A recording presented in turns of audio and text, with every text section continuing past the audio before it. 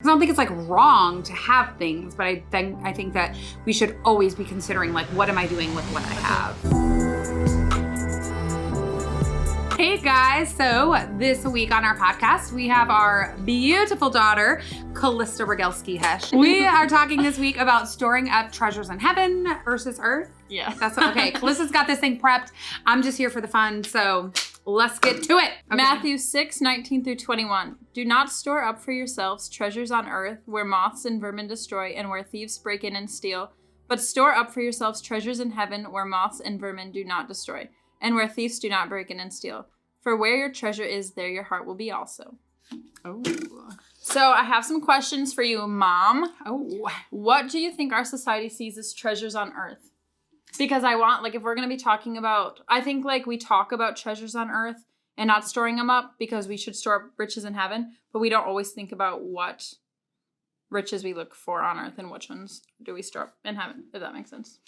Yes, and I think, like, naturally we could think it just means physical things, you know. Maybe we think initially it's like, oh, a Porsche or a certain type of purse or like things that are, you know, fancy or something. Right. I think that's like what we would naturally think is like, if, you know, don't store up all those things. But I think it can be like more broad than that. Yes, of course, it's saying like, don't make it that your focus, right? You don't want to have your entire focus be things.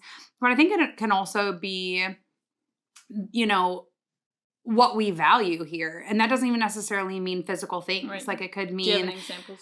Yeah, it could mean like titles or, you know, the way that people see us or, right. you know, just things that maybe aren't as like tangible. Yeah, that's interesting because we talked about that at the end and I didn't even think about that. Oh, really? I was totally just thinking about physical things, but yeah, that's a cool way to look at it. Yeah, and I think that we can kind of fool ourselves sometimes by thinking like, oh, like I don't store up treasures in heaven because I don't have a Porsche or I don't have a this or a that. But if we're storing up things that, you know, are, you know, even, you know, like not as physical and obvious, those are things that we're going to lose too, you know, because I mean, even think of like, people, like we were talking the other day in the car, we were talking about how like Bieber is going to be like internationally known forever or something, right? And how like he's kind of like an icon now, whereas like Michael Jackson was like the icon when I was growing up and he still is. Right. But then like there's kids that don't even know who Michael Jackson is. Right. I think it's in Psalms. I think it's the one that we didn't use, but Psalms 49 literally talks about how we, like, as people, will make our name, like, we'll name land after ourselves, we'll make buildings after ourselves, we'll make all these things after ourselves just for us to die and, like, be in the grave for the rest of your life. And it's, like, it kind of hits hard. Like, you spend your whole life trying to, like, make a name for yourself just to, like, die. And then, like, 50 years later, no one even knows who you are. Yeah, totally. Dad and I were talking the other day just about our legacy and, you know, like, what is our hope for generations that come, you know, because it's like, I even look at my own family, like, genealogy, and I think, like, what kind of impact did the people that were before me in my own family, like, what kind of impact did they make? And, like, you really hope that your life makes an impact that's going to be remembered a long time from now. And that's generally not going to come from things and stuff, you know? Right. But also, yeah, I feel like it definitely can be way more broad than just physical stuff. Yeah, I think so too. Well, that's what I was thinking about earlier too, is I think when you first think like, am I, like, if you ask yourself, like, am I storing up riches on earth? It's easy to, like, be prideful and be like, no, because, like, I don't have fancy cars or I don't have a mansion. But it's also, like, you don't have the money to have the capability of doing that. So it's, like, how are you scaling your own money? You know, like, are you still, like, someone's, like, treasure on earth could be a Porsche because they could afford that. But, like, for me, it could be, like, a really nice toaster that I don't need. A really nice toaster. No, I totally know what you mean. Like, I could afford. Yeah, it's like a perspective thing because in our minds, you know, maybe like a certain item or a certain style of house or a certain this or certain that would be like what we would strive to achieve or to store up or to have.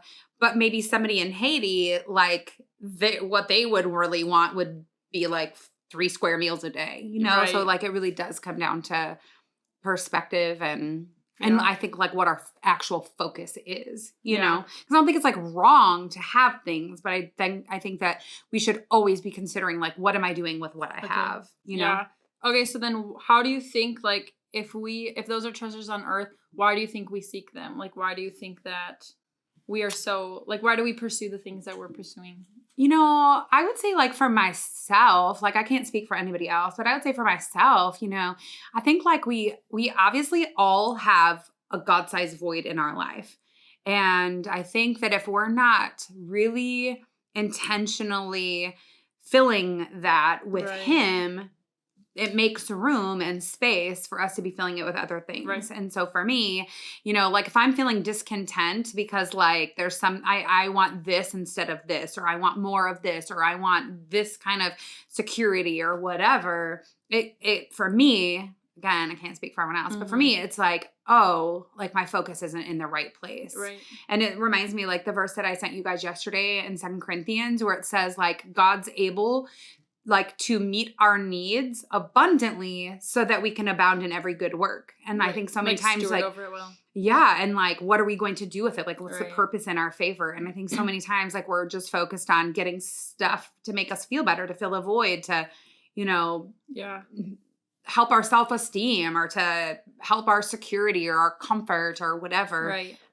When really like at the end of the day, none of that stuff is going Right. to fully satisfy. Yeah. And I think we can all be guilty of that too. Like, if Oh, for sure. sometimes like our first instinct, like when we're sad or like feeling like lonely or whatever, it's like, how about we like get out of the house and like go do something, Or But, go like, get a mangonada. right, or go get like a burrito.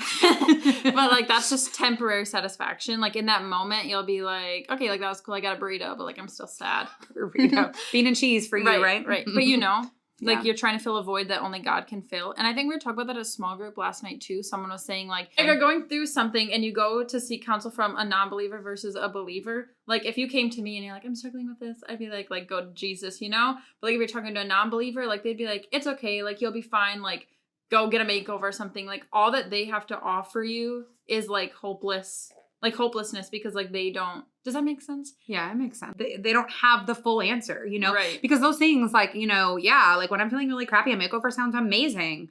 But the problem is that after my makeover's done, I'm still going to have that same thing that I'm Right. struggling with. Right. It's just more like putting your feelings on pause for a second and just have to deal with them later. Yeah. I was thinking like we seek treasures on earth too, like if we're not thinking physical, like also for a certain status, like we're seeking because like we just want to appear better to our friends or feel better. I mean, like appear better to like our community. And I was even talking to like Ben, like sometimes when you start like getting involved in the church or like working in the church, you have to like ask yourself, like, what's my motive? Mm-hmm. Like, is my motive that I want to like serve God and serve the church because God served the church? I mean, Jesus served the church, or because like I want to appear as a good Christian to people around me, you know? Mm. So I think that like we do a lot of like, I think like lately I've just been like trying to like figure out like what is my motive in things. Cause I think it is easy. Like, who was the guy that you had on here? Boulder Faith? Blake. Yeah, like he said, I feel like that is so convicting. Like sometimes we find our identity more in Christianity than we do in Jesus. And I think that like when you are raised in the church, grew up in the church, like whatever, everything's so ingrained in you that you could like just be like emptily, like just empty, like saying like, oh yeah, I believe in God, like I trust him, but like do you actually? Yeah, but You like, know? where's the fruit of that? Kind of like what Chocolate Bear was saying. That just sounds funny to say. What? Kind of what Chocolate Bear was saying Yeah. On Sunday is that, you know, what's actually going down in like the secret places of our life and the time that we're actually spending with God in the secret places of our life Right. and in our time, like that shows like the real fruit. And that's not something anyone else is seeing, you know, like they Right. might see the outward expression of the fruit of what you're dealing with beyond, you know, behind closed doors with Jesus. I had to get rid of it so bad. I thought it would be quiet. That was not in the secret place. What practical things come to mind that we can do for God's kingdom? I like this one a lot, if I can say something first. Yeah, go for it. I think like a lot of the times we ask God, like, what is your will? Like, show me your will. Or God, I'm just waiting on for you the next, like, oh, I'm so tongue tied today. Waiting for the next He's step. just waiting on us to take like the next step. Because Mhm. we just keep calling God, like, what's your will for me? Like, I just want to do your will, God. Like, show me what you have next for me. But like he puts it in the Bible all over, like what his will is. Like, Mhm. feed the hungry, serve the poor, help the widows, like all of that stuff. So I think that like God does have certain calls for your life. Like your call for life is going to look way different than mine. But at the end of the day, like instead of just like waiting, like God, like in 5 years and 2 years and 10 years, because like I see like so fast, like time goes by so fast. I'm like, what did I even do in the last 6 months? Like, because you just like sit there waiting for the next step. But he like tells you like in the Bible, like what things we can be doing. So I think like things that we do for God's kingdom is like the same, like things that we do on earth will help. Yeah, and that's like a way of storing up treasures in heaven. Right. Because like the greatest treasure that we can store up is leading other people to heaven, right? And like what are we doing in our lives to do that? Like that's a convicting thing for me, I think, because and I'm sure it's similar for you growing up in the church and us being like in the church with our family forever, is you're kind of surrounded with the church and churchy people. And I think a lot of times, you know, like, okay, cool. Yes, we feed the poor. Okay, cool. Yes, we're doing this. We're doing this. But like, who are we leading to Jesus? Yeah, exactly. And I know like there's probably fringe things that are happening, like where other people that we're leading are doing that. But like, what about myself? Like, what about my own life? Like, well, how that is scary because like I'm 19. Like, I've been a believer, like, as long as I can remember. And then I think, like, how many people have I led to Jesus? You know, like, you have those conversations and you have no idea, like, years from now, like, in their quiet place, what happens. But, like, even just, like, right now, like, who am I discipling? Like, who am I walking with? But it's, like, hard, too, you know? Like you said, like, you go to church, you go to small group, you, like, are in the church and you feel fueled up because you're, like, listening to God's word. You're around other Christians. Right. And you're like, oh, we're all the same. And then you, like, get outside the church walls and you're like, no one loves Jesus. Like, you, like, you're surrounded by people that, like, don't know about heaven. And that's super scary. Like, just, like, going through your day, like, thinking about how many people, like, if you just woke up and your mission was, like, to let people know about heaven, I feel like life would look a lot different. But, like, that's convicting for myself, too. Yeah, like, I don't do that. But, like, I tell Ben, I'm like, I don't even know how. Like, how do you just, like, go up to a stranger and be like, do you think you're going to hell or heaven? Like, I don't know. Like, how do you just start that conversation? I don't know. I think it needs to be organic. Like, I think, you know, I know that there's some people that will have their own way of doing it. For me, I feel like just the way that I treat people, I feel like they can see Jesus in that. Me too. But I don't think that lets us off the hook that we're not supposed to say something, you know? And it's like, I was talking to Dad the other day. I'm like, you know, with my own, like, we'll just talk about social media, right? Like, you have a big platform. Your little sister has a big platform. We have a small one compared to you guys, but a bigger one than a lot of other people. And there's this, like, responsibility in that where I told him, I said, you know, I really feel like I need to really evaluate what I'm putting out there because, like, I want people to, when they come to anything that is related to us on social media, like I want them to first and foremost know that we love Jesus and then know that we love our family and that we're working on our marriages and, you know, and that the other stuff is like, oh, they also have great skin or whatever, you know, like things that don't matter in the grand scheme of life. Right. And I think too, like it's easy to like get caught up in numbers, but it's just like, say you guys have 20 views on your podcast, but you have 20 views every single video.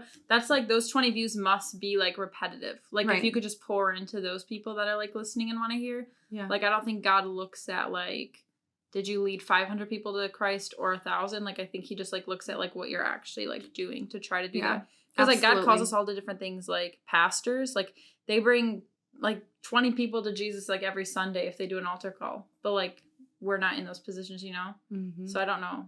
Like, God obviously expects us to bring people to Jesus, but I don't know if he, like, is going to, like, get to heaven and be like, you only brought 10. You didn't bring me 100. No, I don't think so. I think that what really counts is our heart and recognizing, okay, who am I discipling? Like, who am I, you know, and how am I using the platform that I've been given? How am I using the voice that I've been given, the life that I've been given to, and maybe it doesn't necessarily mean like I talk to this person and they say this prayer and now they are going to heaven. I think it can also be, I live my life in such a way that these people ask, oh, like, that's different. And it causes them to seek Jesus, and right? Honestly, because then he gets the glory when they're coming to him, it's about him and them and not me. Right. And honestly, I think like there needs to, like you said, like organically, you need to bring people to Jesus and like actually pour into them. Cause like I can think of like a handful of people that I've had like a Jesus conversation with, and they're like, well, how do I give my life to God? And I'm like, you just say it. Like you just say like, God, I want you to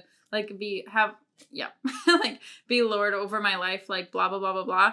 And then they'll like give their life to God on the spot. But like, if you're not consistently with them in like 2 years, you'll be like, there's no fruit. Like they haven't changed at all. Yeah, that's why I love how our church does altar calls, because I've been a part of the church most of my entire life.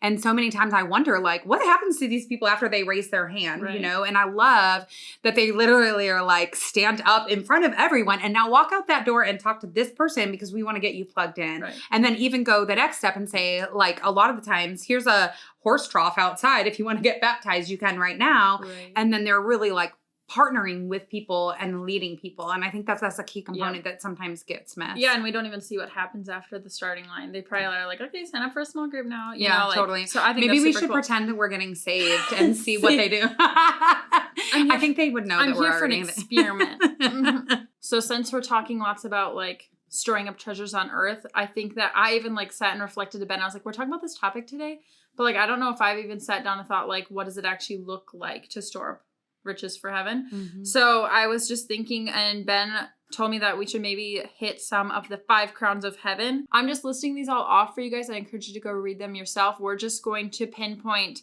the crown of life, but I'm just going to tell you guys what they are and where they are. So there's the crown of righteousness, 2 Timothy 4:8, incorruptible crown, 1 Corinthians 9:25, the crown of life, James 1 verse 12, crown of glory, 1 Peter 5 verse 2 through 4, crown of rejoicing, 1 Thessalonians 2:19. We are highlighting the crown of life. You want me to read it? Yeah. Okay. James 1:12 says, blessed is the one who perseveres under trial, because having stood the test, that person will receive the crown of life that the Lord has promised to those who love him. Okay, so when we read that verse, what stands out to us? You tell me, what stands out to you? You're the one that wanted to highlight it. Anything? I mean, I feel like that's like a good one for you because you've gone through lots of trials. I mean, I think us as a family, because we lived in Haiti, is like, I feel like whenever I think about, I don't know, I feel like Haiti's always my answer to everything because I'm like, it was hard. It's been such an integral part of your guys' life, our life. Yeah. So they're saying, like, once we get to heaven, basically, whatever these verses are talking about, that we should see this reward in heaven as a crown. Whether that means an actual crown. That'd be cool. I think like it'd look good. You want to put one on me, Ben? Here. I'm just walking around with crowns stacked. How many you got? Oh, 2. Yeah. I don't think we'll know the difference. Yeah, I mean, I think it just is like a reminder that, you know, there are going to be trials. On this side of heaven, there's going to be things that we're going through. And so long as we keep our eyes fixed on Jesus, we persevere through those things, we continue to grow in our relationship with him. On that day, like when our life is over on this side of things, like we will have a crown of life, like eternal life. Like we'll be with him forever, living, you know, new body, new heaven, new earth, like all of that stuff.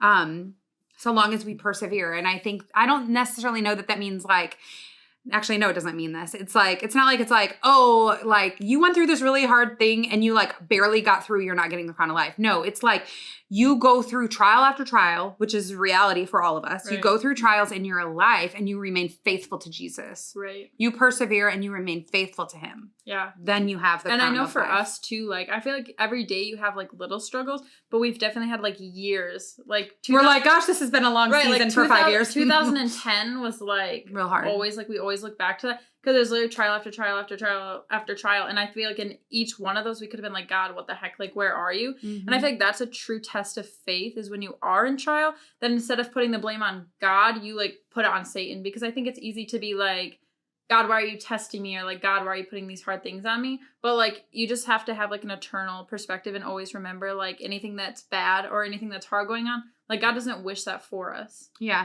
Yeah. I mean, definitely, I think that there's, you know, in the American way of thinking and church, you know, you hear all the time, like God will only give you so much that you can handle, or God will only give you what you can handle.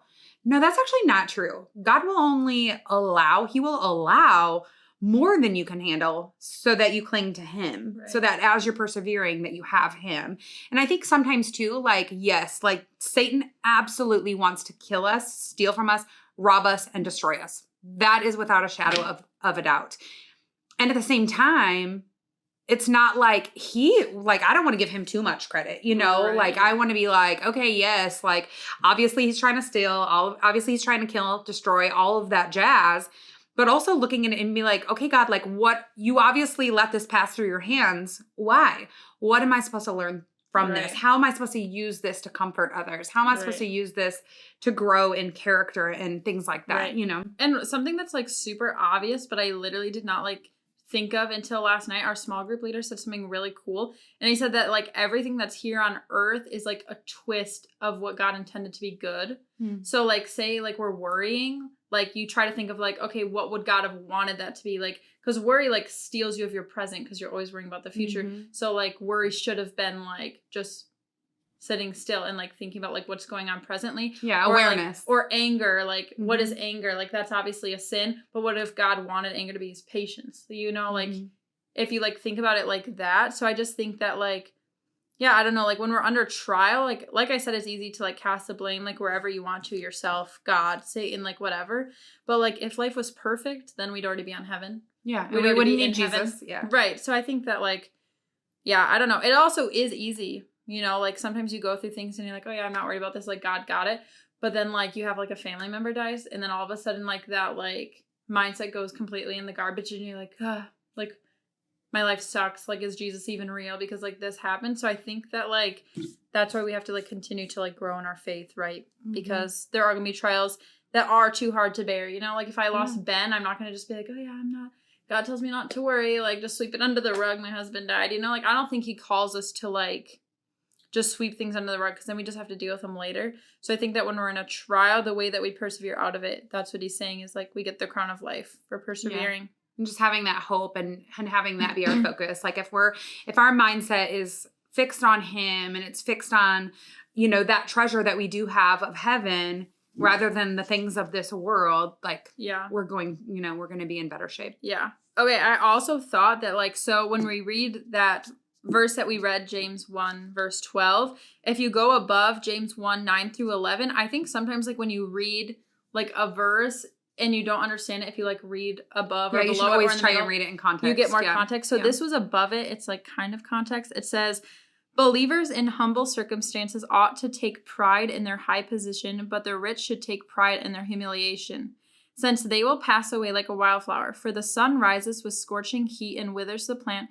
Its blossoms fall and its beauty is destroyed. In the same way, the rich will fade away while they go about their business. So when I read this, I was very confused. And me and Ben had to talk about it for a long time because I was like, what does it mean? Believers in humble circumstances take pride. I'm like, aren't we supposed to be humble? But then like, as we like dissected it, I just like saw like, so it's saying believers in humble circumstances ought to take pride in their high position, but the rich should take pride in their humiliation. I think that like what, like the point that they're trying to like say in this verse is he's saying that take pride in their high position, that high position being a believer in Christ. So like, and knowing like your reward, your riches are there. Right. They're not shakeable. Right. You might have nothing here on earth, but you can take pride and and I think it's totally fine to take pride in that. Like, yes, like I have heaven, like Jesus died for me, Yeah. And then right below it says the rich should take pride in their humiliation. I don't think that he's like calling out rich people here, like saying like be disgusted with yourselves. But I think what he's saying, like if you think about like on earth, the rich versus the poor, usually it's like the rich and the poor. Like the rich are looked highly upon, the poor are looked like down upon. We look down upon. So it's saying, but like the believers in humble circumstances take pride in their high position. So if we like, if the poor take pride, then they're right here. And then if the rich humiliate themselves and like remember like, oh yeah, like I'm not actually like this, then we're like on the same level. Like as believers, God looks at us all equally. Yeah. So like on earth, the rich would be some people are very humble with their money, but like the rich would be called like prideful, whereas the poor would be like looked lowly upon, if that makes sense. So I think that's what the verse is trying to say is like, we have such a pride, like we should boast in the Lord, Yeah, for like sure. And that's what it's saying too, is it's like, it's setting up for verse 12 where it says, blessed is the one who perseveres. I mean, obviously people that are rich are going to go through stuff, right? We all go through stuff. But being a poor person, every single thing that you're trying to deal with, like trying to get food, trying to get water, trying to get, just like the basic bare necessities, like that in itself is something to persevere through. And it's like, hey, that really is horrible. Yeah. And just take pride and know that on the other side of things, like you're going to have a crown of life. It's going to be eternal. There won't be any more tears. There won't be any more suffering. Like you will be, you know. Yeah.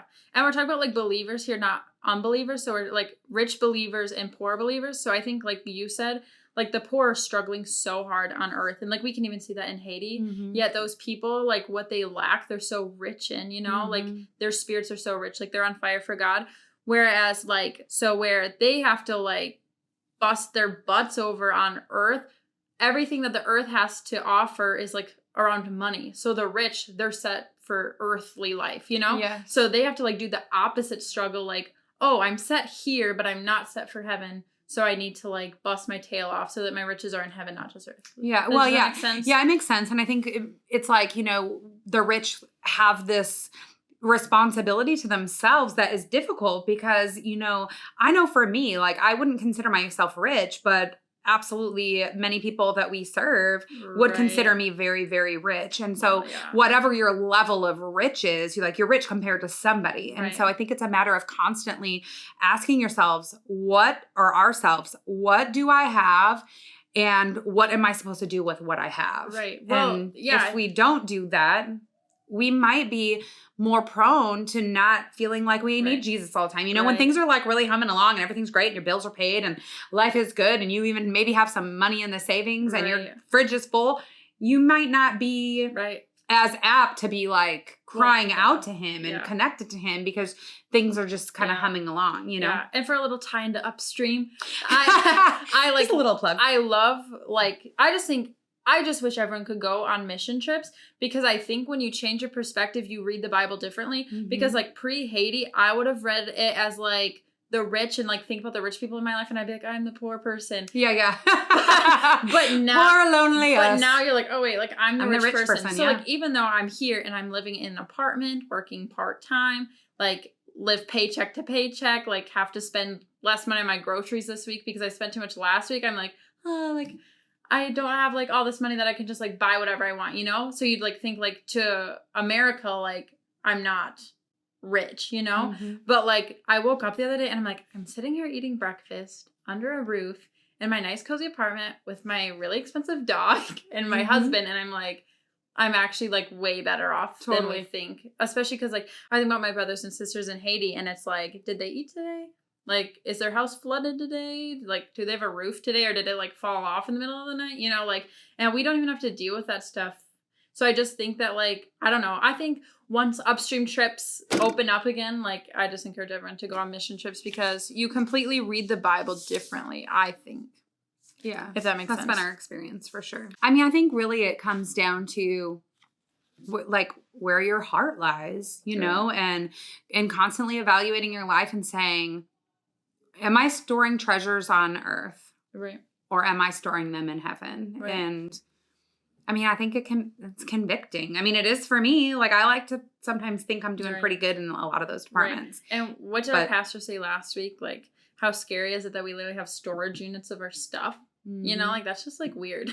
you know, and, like, even, like, at our house, like, I think, like, we're only in a small apartment. We just got married. We barely have anything. But we still have a corner in our closet of stuff that we never look at. And we're like, what is the point? Like, why do we hold on to this stuff?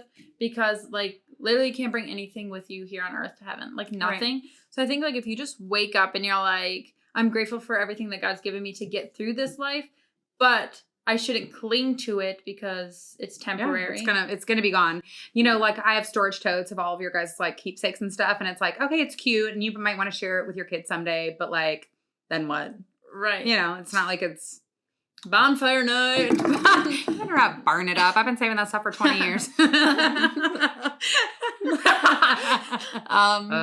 Okay. Maybe we should have spoke about a different topic.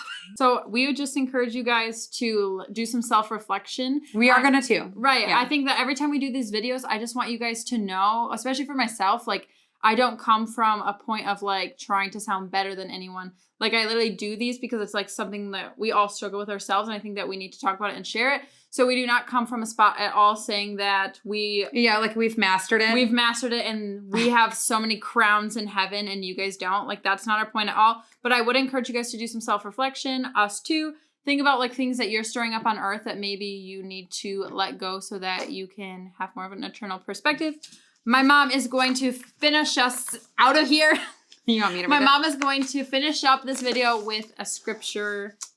Okie dokie. So 1 Corinthians 1, verses 26 to 31. Brothers and sisters, think of what you were when you were called. Not many of you were wise by human standards. Not many were influential. Not many were of noble birth. But God chose the foolish things of the world to shame the wise. God chose the weak things of the world to shame the strong. God chose the lowly things of this world and the despised things and the things that are not to nullify the things that are, that no one may boast before him. It is because of him that you are in Christ Jesus, who has become for us wisdom from God. That is our righteousness, holiness, and redemption. Therefore, as it is written, let the one who boasts, boast in the Lord.